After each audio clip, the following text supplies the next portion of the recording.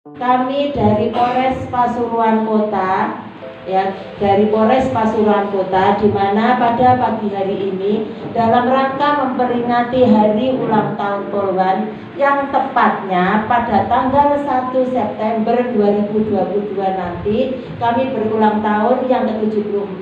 Namun rangkaian-rangkaian yang kita laksanakan dalam rangka memperingati Hari Polwan ini salah satunya adalah Polwan Goes to School, yaitu kita memilih SMP 11 dan SMA 4, Ibu. Jadi ada 2 tim hari ini, ya, terima kasih. Deklarasi anti humor kami siswa SMP Negeri 11 adalah Indonesia yang menjunjung tinggi Pancasila dan Undang-Undang Dasar 1945. SMP Negeri 11 Pasuruan berjanji tidak menyebarkan berita hoax dan menghargai perbedaan pendapat. Kami siswa SMP Negeri 11 Pasuruan akan selalu cerdas dan bijak sharing dalam berbagai informasi di media sosial. Kami siswa SMP Negeri 11 Pasuruan siap mengajak dan menghimbau kepada netizen lainnya untuk tidak ikut menjadi penyebar berita hoax. Terima kasih.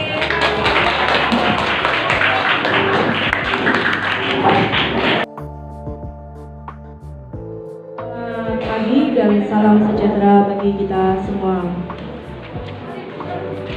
Adik-adik sudah siap untuk menerima materi yang akan kami berikan? Siap? Siap. Jangan ngantuk ya, dari ujung ya, jangan ngantuk ya. Siap, tidak ngantuk. Sebentar saja, sebentar aja, nggak ada 1 jam, paling nggak ada setengah jam adik ya. Sebentar saja ya. Tadi sudah diperkenalkan sama Ibu Kompol Purwati. Perkenalan dari kita semua, polwan-polwan yang ada di sini. Kita di sini tuh memberikan penyuluhan atau sosialisasi kepada adik-adik dalam rangka hari jadi polwan ke berapa? Ayo adik-adik. 74. Hai. Halo. Terima kasih. Di sini kami akan memberikan materi tentang cerdas dan aman bermedia sosial. Tahu kan adik-adik semua media sosial itu apa aja? Seperti apa? Instagram. Oh, apa lagi? Facebook.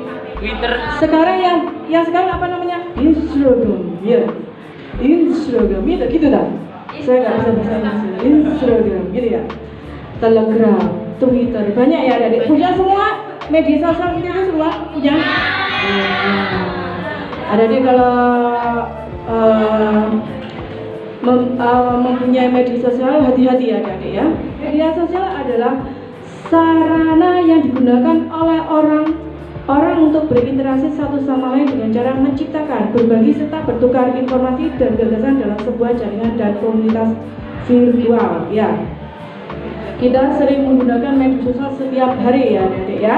Sini sudah mengerti tentang media sosial ya, bisa dilihat di situ ya. Iya, lanjut Ibu Rizky. Dasar hukumnya yaitu KUHP, Undang-Undang Nomor 19 Tahun 2016 tentang perubahan tentang informasi dan transaksi elektronika. Yang ketiga yaitu Undang-Undang Nomor 17 Tahun 2016 tentang perlindungan anak menjadi undang-undang. Terus yang keempat Undang-Undang Nomor 44 Tahun 2008 tentang pornografi. Tahu kan pornografi? Hati-hati ya bermedsos ya adik-adik ya. Selanjutnya tindak pidana tanggi dalam Undang-Undang ITE. Tahu ITE itu apa? Tahu? Dilepas saja. Ojo miring-miring. Nah, apa ayunya kan? Lepas saja nggak apa-apa ya. Lepas saja. ITE yaitu informasi dan transaksi elektronika. Apa? Informasi dan transaksi elektronika yang berhubungan dengan medsos tadi ya. Itu ada undang-undangnya. Adik-adik jangan sembarangan ya memberikan info-info yang tidak jelas. Ya, jangan sembarangan. Apalagi adik-adik masih sekolah SMP, meskipun nanti SMA, meskipun nanti kuliah atau bekerja, jangan sembarangan untuk bermedia sosial. Ya, adik-adik ya. Karena kalau adik-adik salah sedikit, ya itu korbannya nanti melaporkan adik-adik rugi sendiri. Iya, rugi sendiri. Adik-adik kena tidak pidana meskipun di bawah umur. Bermedsos yang tidak baik ya, nanti kena. Kalau adik-adik dilaporkan sama korbannya, tidak terima korbannya, adik kena, tetap kena adik-adik. Ya. Tidak benar yang tadi dalam undang-undang ITE, yaitu pencemaran nama baik dan penghinaan yang ada di medsos. Tahu kan adik-adik semua? Tahu ya? Tahu ya. Yang kedua, ujaran kebencian dengan unsur sara. Tahu kan sara? Ya, tahu kan? Suku, agama, ya terus? Ya itu ya. Adik-adik menjelek-jelekan suku yang lain di medsos, kena nggak? Nah, terus kita ini agamanya banyak, adik-adik menjelekkan, meskipun kita seperti kita agama Islam, maaf ya yang bukan agama Islam ya, ada Muhammadiyah, ada NU, banyak kan? Nah, adik-adik menjelekkan dari Muhammadiyah, NU, adik-adik tetap kena, nggak boleh, ya.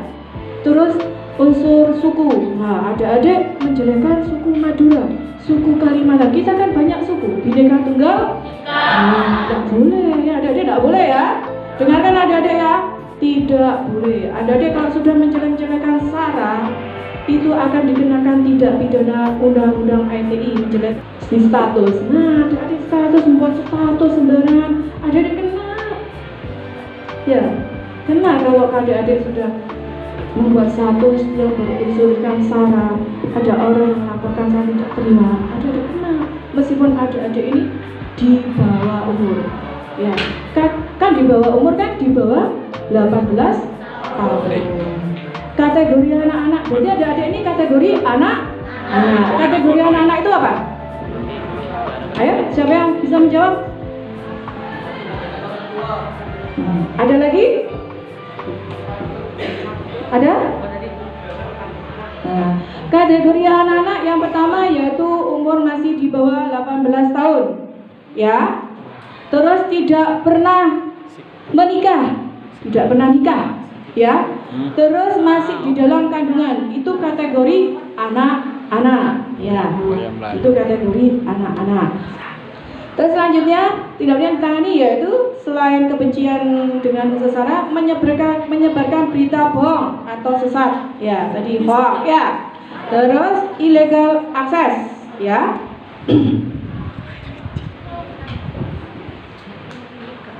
Illegal access itu seperti apa? Illegal access itu yang seperti itu nanti. Membobol hacker tahu?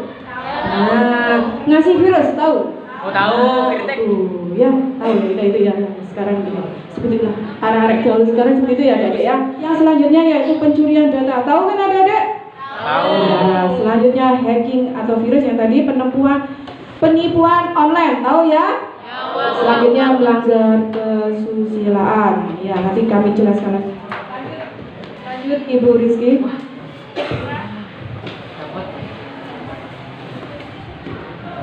Selanjutnya yaitu kejahatan online yang harus diwaspadai. Ya, itu bisa Anda lihat. Pedofil online, child grooming, sex torsion, love scam, cyber bullying, tahu ya? Bullying. Selanjutnya yaitu tadi ya, pedofil online. Pedofil tahu? Nah, tidak tahu. Pedofil adalah kelainan seksual, namun lebih banyak diidap laki-laki, yang menjadi korbannya laki-laki kebanyakan. Bisa perempuan juga. Mulai dari bayi hingga remaja. Pedofil senang anak kecil itu yang merupakan aktivitas perilaku penyimpangan dengan menggunakan pencabulan anak untuk memperoleh kepuasan seksual atau mengekspresikan kepentingan seksual. Obsesi terhadap anak-anak sebagai objek seks, mengambil foto eksplisit seksual dan mengekspos alat kelamin. Ngerti ya, Dede ya? Tahu? Ya, kalau di medsos biasanya banyak itu. Yang selanjutnya yaitu child grooming. Ya, child grooming adalah salah satu modus operandi yang lebih sering dilakukan secara virtual melalui medsos atau aplikasi percakapan seperti misalnya WhatsApp, Line, atau Telegram.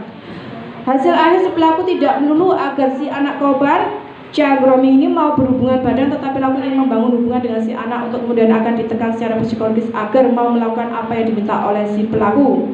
Ya, ngerti nggak ini? Ngerti. Kalian bermedsos, kenalan, ya wes. Apa itu kenalan di video call atau medsos? Pokoknya medsos, segala medsos kenalan. Terus kalian pas video call, apa itu di HP atau di komputer? Ya, itu kenalan sudah berbulan-bulan kenalan atau berapa minggu kenalan. Gini, coba sih lihat tadinya semisalnya berkerudung, coba sih lihat rambutmu seberapa rambutmu. Nah, seberapa cantiknya kamu. Nah, yang dirayu ini anak-anak kecil, ya. Pertama dibuka, oh cantik juga ya, gitu ya. Nih pelakunya ini. Terus gimana kalau kamu coba pakaian ketat, agak terbuka, kan biasa gitu ya adik-adik ya. Dibuka, nah sedikit demi sedikit dibuka, sedikit demi sedikit dibuka. Nah, akhirnya di videoin, bener nggak? Di televisi sering melihat ya. Nah, ada pelanggan itu, terus akhirnya disebarluaskan, bener nggak? Nah, siapa yang rugi? Kalian sendiri yang rugi. Dilihat orang, semisalnya dilihat pelakunya, senang pelakunya, tak simpan ah. Nanti kalau dia tak tekan, kamu harus gini-gini, kalau enggak gini-gini, kamu kalau tidak dari saya akan saya sebarluaskan videonya, bener nggak? Nah itu makanya hati-hati bermedia sosial, adik-adik ya, hati-hati. Nah terus akhirnya si korban gak terima, lapor ke polisi. Ya, lapor ke polisi, gak terima. Akhirnya pelaku bisa dilacak, meskipun itu ID-nya ditutup, meskipun medsosnya dihapus, bisa dilacak sama kepolisian. Bisa, itu ada alatnya sendiri di kepolisian. Ya adik-adik ya, hati-hati bermedsos ya. Sekarang itu ada namanya VCS, bener Mbak Ana? Ya. Nah, tahu nggak adik-adik? Video call seksi. Hati-hati ya. Kalian tidak emang itu seks itu tabu, tapi kalian sudah dijelaskan kan di ibu guru dan pak guru semuanya apa itu seks. Nah, jangan coba-coba. Ya adik-adik ya. Nah, itu gak usah pakai VCS itu. Oh boy, ada gaul saya mulai ya. VCS gak usah. Ya. Selanjutnya, Ibu. Selanjutnya yaitu seks torsion. Ya, Dek ya. Adalah semuanya dimulai ketika seseorang mengambil foto yang merupakan konsumsi pribadi. Pelaku memanfaatkan foto-foto telanjang dalam aksi pemerasnya agar korban membayar sejumlah uang. Hal tersebut bisa terjadi saat ponsel dicuri atau dicuri mantan pacar memutuskan berbagai foto telanjang untuk menguasai korban, atau bisa jadi seseorang membobol komputer di rumah, menjalankan program webcam untuk mengambil foto tanpa sepengetahuan Anda. Foto-foto yang dimiliki dicuri oleh penjahat cyber ini dimanfaatkan dalam aksi penipuan cyber yang dapat menimpa siapa saja. Modusnya bisa dalam bentuk pemerasan agar korban membayar. Ngerti nggak? Ya, hati-hati ya. Kalau pacaran, jangan sampai buka-bukaan. Ya, jangan sampai gelap-gelapan. Ya. Kehidupan kalian tuh masih panjang, kerja dulu, senengkan orang tua, ya, betul nggak? Nah, seneng.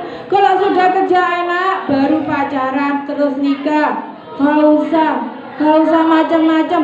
Hai,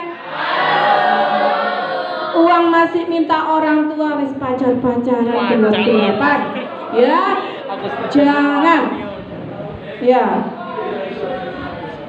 apalagi sampai ya itulah nggak boleh ya.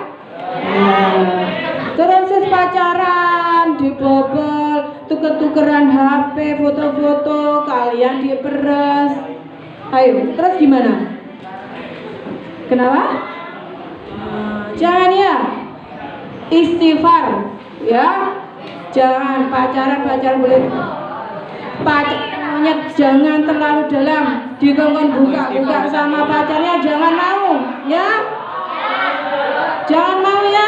Harga diri kalian dijaga ya, adik-adik. Enggak, bukan perempuan, jangan cowok juga ya. Ya. Penipuan berkedok asmara atau cinta. Modus menggunakan identitas dan foto palsu berkenan berlanjut asmara. Komunikasi intens memberi perhatian dilanjutkan meminta foto dan video call seks atau direkam pelaku. Sasaran perempuan dan laki-laki. Sudah saya jelaskan tadi adik-adik ya. Kalian bermedsos, kenalan di medsos, terus dilanjutkan perkenalan di luar, bertemu, makan, bertemu, terus berapa bulan, berapa minggu berlanjut terus sering ketemu, kalian dirayu-rayu, ya, tahu ya, dirayu-rayu cuma 1 bulan kenalan, karena gelap-gelapan terjadi apa ya, rugi kalian, ya, jangan ya. Kenalan di luar, sudah makan, kenal berlanjut, akhirnya terjadi sesuatu yang tidak diharapkan. Akhirnya si perempuan melapor ke kepolisian. Nah, kalian kena undang-undang 2K. Nah, dilaporkan sama si korban, tidak terima. Dia nggak mau tanggung jawab. Kalian sudah menyerahkan semuanya, tidak tanggung jawab. Kamu sama Bapak polisi sama Ibu polisi gini, yang menangani itu biasanya Ibu Rizky ya. Kalian macam-macam kena pencabulan, masalah KDRT, masalah perlindungan anak, itu yang menangani Ibu Rizky. ITE Ibu Rizky yang nangis sama Ibu Dayu di reskrim ya. Sama ketemu nanti sama ibu-ibu Polwan Ibu Dayu sama Bu Rizky nanti ya. Itu sudah kenalan, tidak tanggung jawabnya. Nah, dilaporkan kalian kena tidak pidana 2 kali. Yang pertama, masalah undang-undang ITE. Kenapa kena ITE? Karena korban ditanya Bu polisi, Bapak polisi, kenalannya gimana? Gimana kok bisa kenalan? Saya kenalan di Facebook, Bu. Saya kenalan di ini, Bu. Nah, sudah. Pertama dirayu-rayu, Bu. Pertama suruh buka, nah. Terus perkenalan di luar, Bu. Nah, yang kedua, kena undang-undang perlindungan anak. Paham ya? Kena undang-undang perlindungan anak kalian. Ya, pencabulan, ya, itu sudah kena 2 berkas. Lek 2 berkas itu terus kalian itu nanti loh pidananya berapa belas tahun, mau seumuran anak dalam penjara, hah? Iya. Motivasi pelakunya motivasinya yaitu mencari keuntungan. Ya, iya mencari keuntungan, bener gak? Yang kedua yaitu keingintahuan. Nah, yang ketiga penyimpangan seksual. Pasti pelaku seperti itu memiliki penyimpangan seksual. Tahu ya adik-adik ya? Nah, selanjutnya yaitu fantasi seksual atau kepuasan. Yang terakhir tukar menukar pornografi. Wes gak usah tukar menukar foto sih buka-buka, gak usah. Nanti kalau disimpan memeras kalian, siapa yang rugi? Kalian sendiri. Pelaku seneng-seneng aja, ID-nya bisa ditutup gini-gini, tapi tetap aja kalau kalian merasa dirugikan lapor ke polisi, bisa dibuka sama polisi. Itu ada alatnya di kepolisian ya. Selanjutnya Ibu Rizky, modus pelaku yaitu pelaku gunakan akun Facebook, Twitter, Instagram dan lain-lainnya dengan identitas palsu. Nah, ngerti ya? Biasanya kalau kita bermedsos kan ada yang cewek pakai identitas, nah, ada yang cowok pakai identitas. Itu ya, Dedek tahu ya. Yang kedua yaitu pelaku melakukan profiling terhadap calon korban. Profiling tahu profiling? Biodata, latar belakang. Ya, latar belakangnya apa? Gitu ya. Terhadap calon korban. Yang ketiga yaitu pelaku melakukan komunikasi melalui chat untuk bujuk rayu grooming kepada korban. Ngerti ya? Selanjutnya yaitu pelaku mengeksploitasi dan menyebarkan foto video porno kepada komunitas penyuka pornografi anak dan meminta sejumlah uang dengan ancaman. Ya, itu ya sudah saya terangkan tadi. Ya, lanjutnya yaitu bagaimana agar terhindar menjadi korban. Yang pertama, jangan mudah percaya ingatlah siapapun dapat berpura-pura berperan menjadi seseorang yang saat di dunia maya. Mengerti ya? Nah, ya tadi bikin biodata, tadi penipuan biodata tadi ya, hati-hati. Yang kedua, jangan pernah membuka link atau lampiran dari siapapun yang tidak Anda kenal. Jangan ya adik-adik ya. Lanjutnya, jangan kirim gambar diri yang disimpan secara pribadi kepada siapapun, tidak peduli siapa mereka ya. Jangan kirim gambar kepada siapapun ya. Jangan percaya 100% itu biodata kalian, jangan disebar-sebarkan ya. Terus yang selanjutnya itu matikan perangkat elektronika dan gambar saat Anda tidak menggunakan. Hal ini minimal kemampuan seorang hacker mengalihkan akses dari jarak jauh. Habis menggunakan langsung matikan ya, itu bisa dibobol sama hacker ya. Adik-adik ya. Pastikan aplikasi dan pengaturan privasi situs jejaring sosial diatur ke tingkat yang paling ketat ya. Ya, ngerti ya? Jika telah menjadi korban online, segera diberitahu seseorang. Segera beritahu seseorang yang terdekat. Habis itu, seseorang itu membantu kalian untuk melaporkan ke pihak yang berwajib. Siapa itu yang menangani itu, yaitu dari pihak kepolisian ya. Selanjutnya, jangan pernah membuka aura di depan kamera apapun alasannya ya, adik perempuan dan cowok juga ya. Selanjutnya yaitu share lokasi ke orang tua atau orang terdekat saat melakukan perjalanan melalui aplikasi online. Dia, kamu di mana dek? Itu ibu bapak. Di sini mah, bener nggak? Ya ini loh mah, di share itu ya. Jangan berbohong sama orang tua, kasihan orang tua. Karena orang tua sudah mendidik kalian, mulai kecil menyekolahkan kalian. Senangkanlah orang tua itu, bahagiakanlah orang tua itu. Ya dede ya. Nah, pasti banyak yang bohong sama orang tua ini. Maaf keluar ya maaf, apa belajar ternyata nongkrong di kafe biasanya, nongkrong di mie apa? Mie gacoan. Ya, jangan ya, kasih tahu orang tua, kasihan orang tua kalau mencari-cari kalian ya. Waktunya pulang, nggak pulang, ya bener nggak?